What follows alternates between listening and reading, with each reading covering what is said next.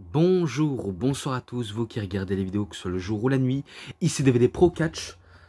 Oui, encore un pay-per-view de 2010. Mais avant de commencer, une bonne nouvelle pour anciennement cinéphile, qui est WWE Réseau Souvenir.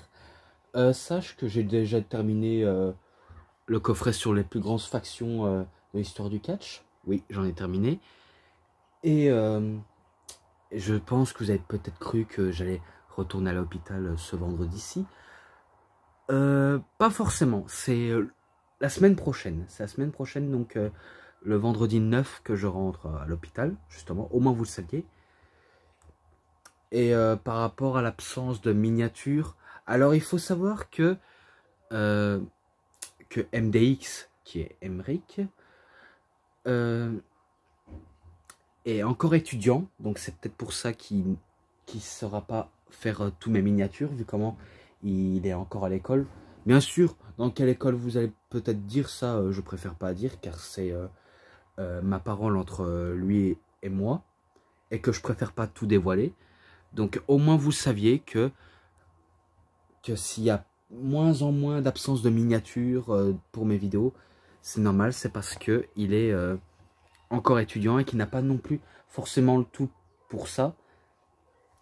Et vu comment il se concentre exclusivement sur les gaming, et que moi je me concentre dans les reviews, visionnage, mais des fois ça m'arrive de me taper une partie de jeu, car oui, je n'ai pas non plus que ça à faire des reviews, car moi aussi j'ai une vie, je peux aussi passer du temps à jouer quand j'en ai terminé à regarder mes DVD, et voilà. Mais au moins ce qui est dit est dit. Et après, si j'ai modifié ma petite boule de profil, alors oui, je sais, c'est pas top. Je sais, je m'en rends compte, mais j'ai voulu, on va dire, modifier la donne, même si c'est pas non plus top. Et que si jamais il avait forcément le temps, peut-être qu'il me montrerait comment faire un graphisme de la petite bulle de YouTube sans aucun problème, mais j'ai pas envie d'aller le déranger. Donc pour ça, je le laisse faire ce qui est bon pour lui et je fais ce qui est bon pour moi. Et peut-être qu'un jour, si on a du temps, pourquoi pas. Voilà. Donc sans trop tarder, je vais vous montrer le pay-per-view en question de l'année 2010. Night of Champions 2010. Avec Randy Orton qui remporte le titre. Je sais bien qu'il existe une autre cover, celui avec Kane avec le titre du monde poids lourd, mais je n'ai que celui-là et ça va, ça fait un peu vendeur, même si ça spoil quand même. Donc voilà, magnifique image quand même de sa victoire. Tout la liste des matchs. Ouais. Et en moment spécial, Kane réagit de sa victoire face à l'Undertaker. Ah, ça spoil ce que je dis, mais c'est un peu vrai. C'est un peu vrai, c'est un peu vrai, il le bat.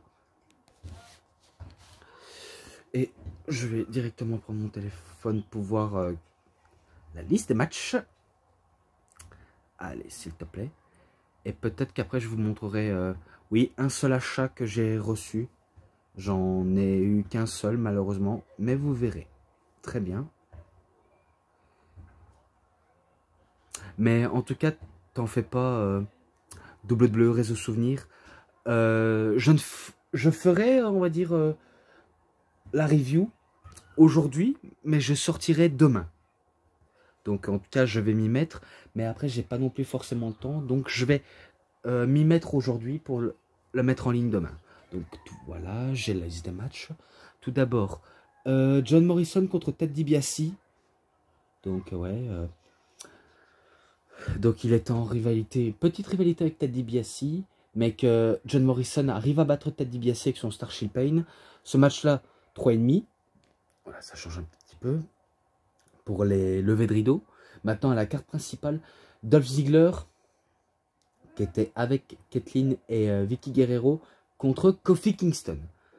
Alors là, ça se voit que Dolph Ziggler, il se fait plaisir hein, en termes de nana. Et il a de la chance. Et la stipulation pour Dolph Ziggler, si Ziggler avait été éliminé ou disqualifié aurait perdu le titre. Donc il aurait tenté des choses, c'est sûr, qu'il aurait perdu d'avance le titre. Voilà. Mais que, si je crois bien, il le défend avec successive face à Kofi Kingston. Mais le match n'est pas pourri non plus. Il est loin d'être pourri, même si c'est que l'ouverture du show, mais il était pas mal. Vraiment, vraiment pas mal. Et que vous connaissez les deux hommes, hein, forcément, j'ai pas besoin non plus de vous les présenter.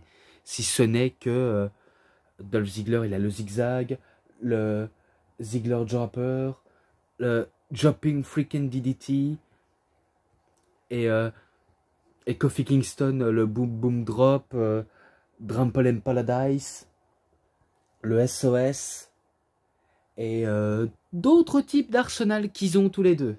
Donc vous connaissez bien les deux hommes, ils sont prêts à tout pour faire un magnifique bon match, qui a été toujours le cas entre les deux hommes. Et je crois bien que Kofi Kingston voulait faire son Trample and Paradise, mais Dolph Ziggler il esquive, il attaque un petit peu vicieusement, un peu sauvagement, mais il arrive à glisser un zigzag face à Kofi Kingston. Donc oui, c'est victoire de Dolph Ziggler. Encore un 3,40 pour ce match-là. Il était pas mal pour le match d'ouverture. Vraiment, vraiment pas mal. Voilà. Donc maintenant, match normal, pas pour le titre.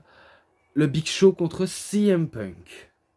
Là, CM Punk qui veut se venger de l'humiliation qu'il a eu lors d'un SummerSlam, alors qu'il faisait équipe avec Luke Gallows et Joseph Mercury. Donc il veut sa revanche. Et si je crois bien, il était seul, vu comment il marque qu'il était seul. Et que en gros, Serena, je crois qu'elle avait été virée par la WWE d'avoir brisé le kayfabe. Donc en gros, elle a brisé le secret du catch. Et que quand on brise le secret du catch, c'est sûr qu'on est viré ou on est puni. Des fois, ça dépend le degré de faveur qu'on peut avoir. Mais en gros, si vous voulez, Serena avait brisé le kayfabe par rapport à qu'elle a été dans un bar en train de boire un verre d'alcool. Et du coup, ben, la WWE n'a pas eu d'autre choix de le virer. Et c'est un peu là où la Straight Edge Society se dissoude. Et du coup, ben, CM Punk, il est seul face à son destin. Et il doit prouver qu'il peut battre un géant tel que la trempe du Big Show. Mais que le Big Show va réussir quand même à battre CM Punk. Si je crois bien qu'il y a KO Punch. Ouais, un KO Punch, il me semble. Mais c'est victoire de Big Show. Et ce match-là, 3,40 aussi. Voilà. Ensuite, un match que j'ai déjà noté, forcément. Match pour le championnat des États-Unis. Daniel Bryan contre Le Miz. Que lui, il est accompagné par Alex Riley. Eh oui, l'élève contre le maître, soi-disant. Et que ça a été quand même très bien raconté entre les deux hommes. Et que le Miz, il cherche à battre son ancien élève qu'il aurait apparemment pris sous son aile lors de la division de la NXT. Alors qu'on savait bien que ces deux-là s'entendaient comme chien et chat, si je peux me permettre. Donc c'est vrai que les tensions étaient palpables. Et si je crois bien, je l'avais déjà cité la plupart du match, mais je sais que le Miz voulait réduire en silence Daniel Bryan, le réduire en bouillie, et aussi toute la faveur tombe autour de The Miz. Et oui, je connais les petites ruses, car c'est vrai que le Miz, c'est une petite fouine. Et c'est un misérable petite fouine, justement. Eh ben, un coup qu'il avait fini trop sous-estimé Daniel Bryan, eh ben, Daniel Bryan l'enferme dans sa prise de soumission qui est un finish, le Bell Lock, que plus tard il appellera le Yes Lock ou le No Lock. Eh ben, il arrive à faire soumettre son ancien coach. Bien sûr, il n'a pas réellement entraîné, mais je veux dire par là coach de NXT, vu comment Daniel Bryan a plus d'expérience que le Miz en termes de catch. Et avec les années, c'est sûr que le Miz, il se prend lui-même pour un expérimenté, vu comment c'est un pur produit de catch made in WWE. Mais bon, il était pas mal ce match-là. Je le mettrai en description, vu comment je l'avais déjà noté. Donc vous verrez ça par vous-même. Ensuite, Michelle McCool, la co-championne féminin. Ouais, vu comment la ceinture du titre féminin. Comme si le métal et le cuir peut se casser en deux, comme par hasard. Donc on savait déjà la supercherie. Et que, attendez, Melina était la championne des divas. Ouais. Donc c'est championne contre championne. Dans un match des bûcherons, ouais, on va dire The Winners Take All. Donc la vainqueuse prend tout. Ça se voyait haut et fort. Et que si je crois bien, ben, Michelle McCool, elle était championne, mais Layla aussi, donc ils ont dû se couper les deux ceintures comme si c'était du plastoc. Et du coup, ben, ça restera que Michelle McCool, la co-championne féminin de la WWE, qui doit affronter la championne des divas qui est Melina. Et du coup, ils nous mettent un match comme ça, l'air de dire que ils vont remporter les titres. Et que finalement, qui remporte les titres à la fin, vous allez peut-être être étonné, mais c'est Michelle McCool. Donc c'est elle qui remporte tout, mais que par la suite, c'est la suprémation du titre féminin et qui va devenir que titre des divas. C'est pour ça que pour les filles, ben, se retrouve qu'une seule ceinture. Et que j'ai pas besoin d'en raconter plus, si ce n'est que ces victoires justement de l'équipe que je viens de citer. Enfin, de l'équipe et de la personne que je viens de citer. Donc ce match-là, 3,20. Voilà. Ensuite, match pour le championnat du monde poids lourd dans un No Horse Bar match. Aucune prise interdite. Entre Kane contre l'Undertaker. Vu comment l'Undertaker il veut se venger des terribles agressions qu'il vient de subir aux mains de son petit frère Kane, bien sûr petit frère en storyline, ceux qui n'ont pas capté, ceux qui l'ont toujours cru, eh ben il veut se venger et que ça se bat partout comme à l'extérieur, ils peuvent utiliser des armes et que Undertaker c'est sûr il perdait en puissance face à son petit frère. Car il perdait énormément de puissance. Et du coup, ben, Kane prend la confiance. Il avale toute la puissance du monde qu'il y a en termes de son frère. Donc il prend tout ce qu'il a. Et si je crois bien, l'Undertaker, ben, vous connaissez bien ses prises. Hein, donc j'ai pas besoin de vous les citer. Old School, Last Ride, Chokeslam, Tombstone Piledriver. Mais sauf que je pense que ça va pas passer cette fois-ci par Kane. Car Kane, il fait un chokeslam. Puis il fait le Tombstone Piledriver. Je pense. Donc il bat l'Undertaker. Étonnamment. Vraiment étonnamment. Je me rappelle quand on nous teasait les storylines. Et surtout, les résultats. Je m'en rappelle, j'en croyais pas mes yeux. Je refusais d'y croire à ça et pourtant, si, c'est arrivé. Dommage. Donc, victoire de Kane. Ce match-là, je pense pas déjà l'avoir noté. Mais je lui mets, allez, 3,50. Voilà, 3,50. Et ensuite, match pour les championnats par équipe. Ouais, du monde par équipe. Turmoil. Non, c'est un jeu de mots, ça. Donc Cody Rhodes et Drew McIntyre contre Evan Bourne et Mark Henry. Ah, donc en gros, peut-être que le titre était vacant. Ouais, ils ont utilisé un autre terme, mais le titre était vacant. Et vu comment c'est là que Cody Rhodes se fait appeler The Dashing. Et Drew McIntyre, lui, c'était l'élu. Et par contre, j'avais complètement oublié, il y avait la Hart Dynasty. Oui, la Hart Dynasty, d'accord. La Hart Dynasty. Santino Marella et Vladimir Kozlov. Et les Usos, pourquoi ils ne l'ont pas précisé? Ça aurait pu être marqué. Bon, tout le monde se crêpait le chignon pour le titre. Et si je crois bien, en gros, le titre n'était pas vacant. Donc, c'est ma faute, c'est moi qui ai commis l'erreur. Ouais, excusez-moi pour cette erreur, c'est parce qu'ils ne l'ont pas précisé comme participant. Mais on va dire, celui qui remporte la victoire, bah, c'est Cody Rhodes et Teddy DiBiase. Teddy DiBiase. Drew McIntyre. Cody Rhodes et Drew McIntyre. Qu'est-ce que je raconte? Oh, je suis pas bien. Je suis vraiment pas bien à inventer des histoires comme ça.